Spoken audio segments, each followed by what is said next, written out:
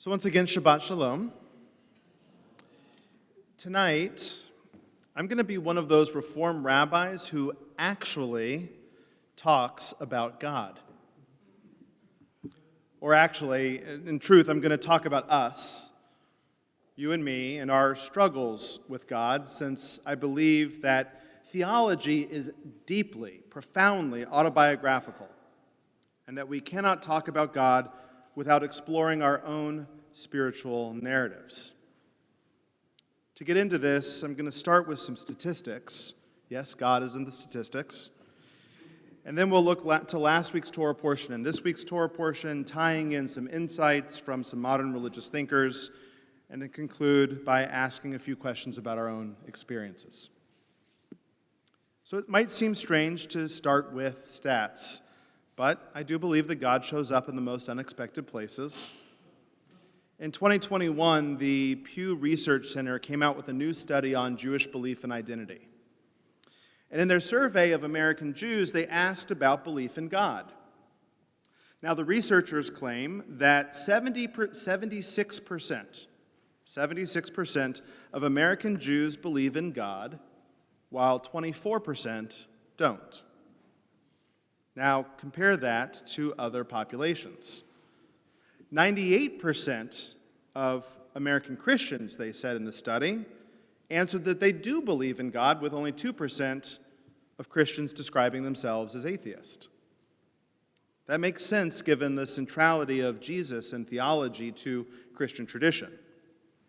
Among U.S. adults overall, regardless of religion, 89%, according to this study, have faith in God. So that's 89% of all U.S. adults, 98% of Christian adults, and 76% of Jews.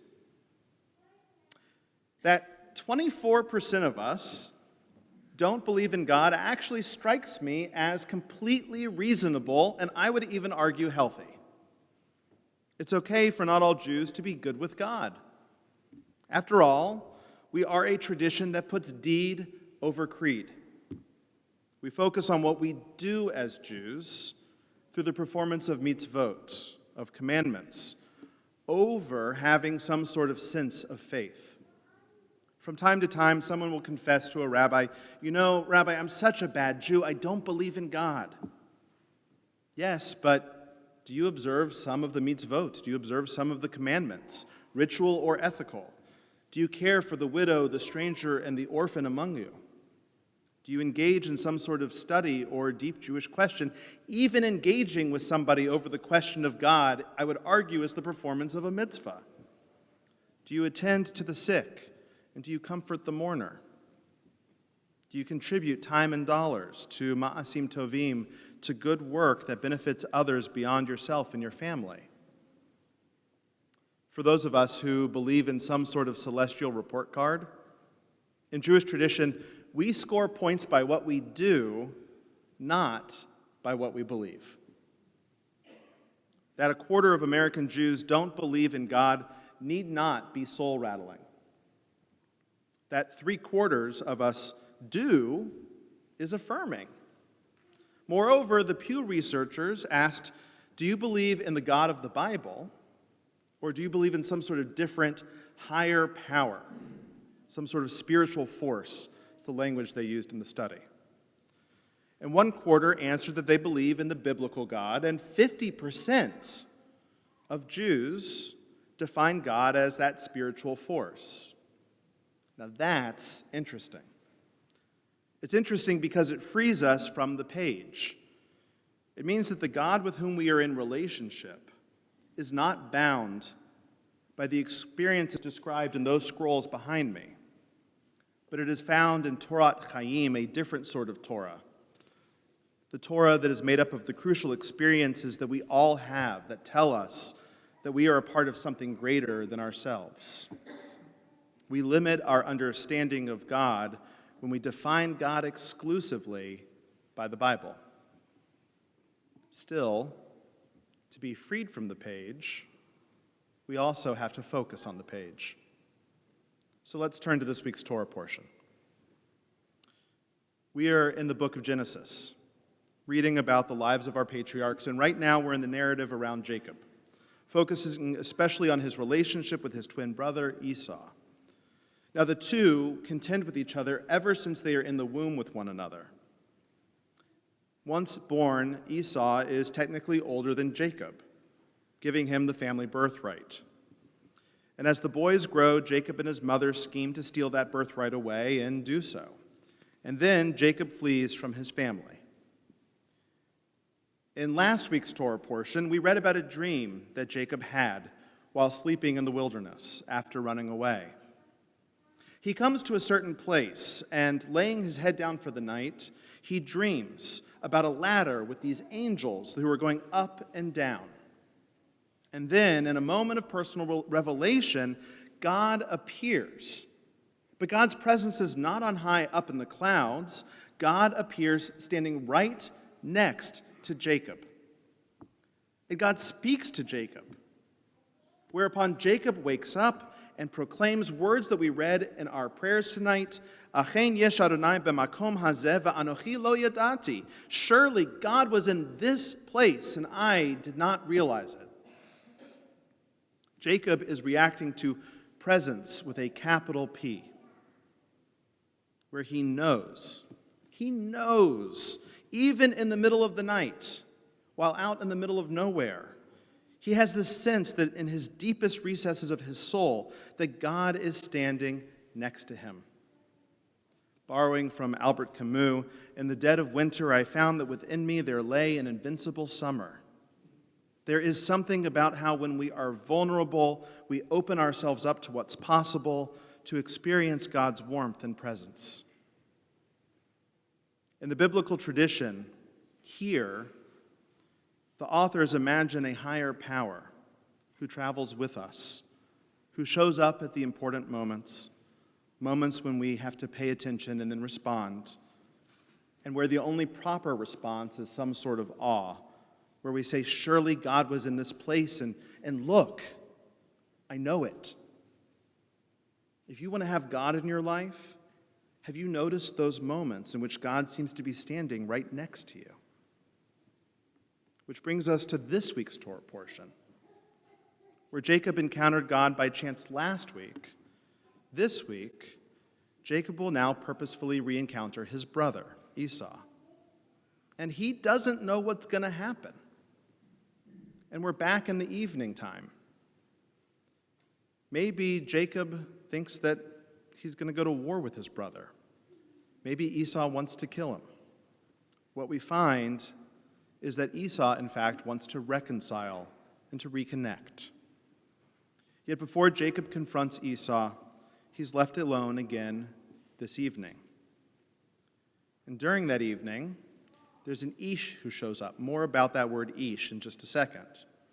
There's this Ish who shows up and wrestles with Jacob. And they wrestle until the very break of dawn. Think of those nights right before a big meeting. Remember final exams? Think of those nights right before the biggest final exam in school. Jacob's gone to bed with his mind racing. And we, the readers, ride alongside of him as he wrestles with his lesser and better angels. The angel with whom Jacob wrestles is described as that Ish. And literally in Hebrew, an Ish is simply a man, but an unidentified man. And yet we know he is something more when we read the story. The Ish is the stand-in for all of Jacob's wrestlings. Jacob is wrestling with himself. He wrestles with his brother. He wrestles with the meaning of his suffering and of his isolation. And he wrestles with God. Jacob is both someone who is uncertain of what may happen, even though he's had moments in which he knows, as we have read about last week, in which God stood right next to him and said, "Don't worry, I'm with you, I've got you." In one chapter, Jacob knows that God is there, and then in another, feels a deep sense of isolation and loneliness. There's something very real about that experience as I read it this week. The Christian thinker Paul Tillich once noted that doubt is not the opposite of faith, it's an element of faith. Jacob goes on to win the battle with the Ish, with the man, despite dislocating his hip in the process. This Ish demands that Jacob release him, and yet Jacob insists on receiving a blessing first. And so the Ish replies, "Your name shall no longer be Jacob, but Yisrael, for you have struggled with beings both divine and human, and you have prevailed." Jacob's name changes to the name that we now use to identify our people. We are Yisrael, individuals who struggle and wrestle with beings divine and human. Jacob is our model for tonight. We wrestle with ourselves, we wrestle with God, and in that wrestling comes blessings. That blessings and that divine connection come through wrestling only make Paul Tillich's point stronger. In wrestling with ourselves, with others, and with the ultimate other, with the divine, we lean into doubt. Jacob models for us that doubt and wrestling can deepen one's faith. And as Tillich would go on to say, there is no faith without risk. One works at their relationship with God. We set up scenarios that allow us to experience God's presence, and we wrestle when we sense that God might not be showing up for us. Faith is contingent upon doubt, but faith is also contingent on taking spiritual risk. And still, I have faith that taking that risk might just lead to reward. We may find that God shows up for us, sometimes standing right next to us. I fear that we don't take faithful risks often enough. In that wrestling and asking hard questions, I worry that we, trained as good, smart, thoughtful skeptics, that we walk away from that struggle with a stronger sense of disbelief. If God cared for us, then why does God not seem to show up all the time? Now, just because God seems to be hidden does not mean that God is not present. Perhaps it's a problem with our perspective. Martin Buber calls this the problem of the eclipse. He uses the metaphor of a solar eclipse to try to help us be open to God's ongoing presence. Buber writes, "An eclipse of the sun is something that occurs between the sun and our eyes, not the sun itself. Nothing happens to the sun when we witness an eclipse. Rather, our eyes try to make sense of what's happening. The sun seems to disappear, even though it really hasn't. So too with God. There may be moments when we want to feel God's warmth and we want to feel God's presence, yet it evades us. And I worry that in those moments of spiritual despair, we walk away and we say, okay, that's it, not coming back. Yet we've learned that eclipses are temporary. And maybe these moments of doubt can be too. The problem is with how we see things. If only we learn to recognize when God is standing next to us. So I can conclude tonight with something to consider. There may be those among us who are a part of that 24% of American Jews who don't believe in a higher power. And if that's the case, I'm so glad you're here tonight. It's good to see you. But if you count yourself among the 76%, among those who have belief in some sort of God, then I am curious about if you've had a moment in which you have sensed God's presence right beside you. I want to encourage us to actually discuss this, to talk about it not just tonight, but later with friends and with family. Have you ever had a moment in which you were utterly convinced that God is real in your life? I know I have. Yet still, moreover, how are you doing in that relationship right now? Is talking with God easy, or is it a struggle?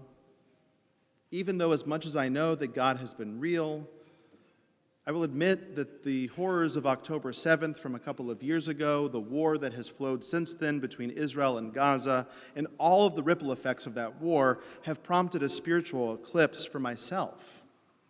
So if you're like me, then there are things that we each need to start doing. What are the things that we need to start doing to help us see again? To be able to pull back the blinds, to start to sense God's presence, to let ourselves see again? If these questions interest you, then I'm even more curious about the answers and the conversations that they provoke.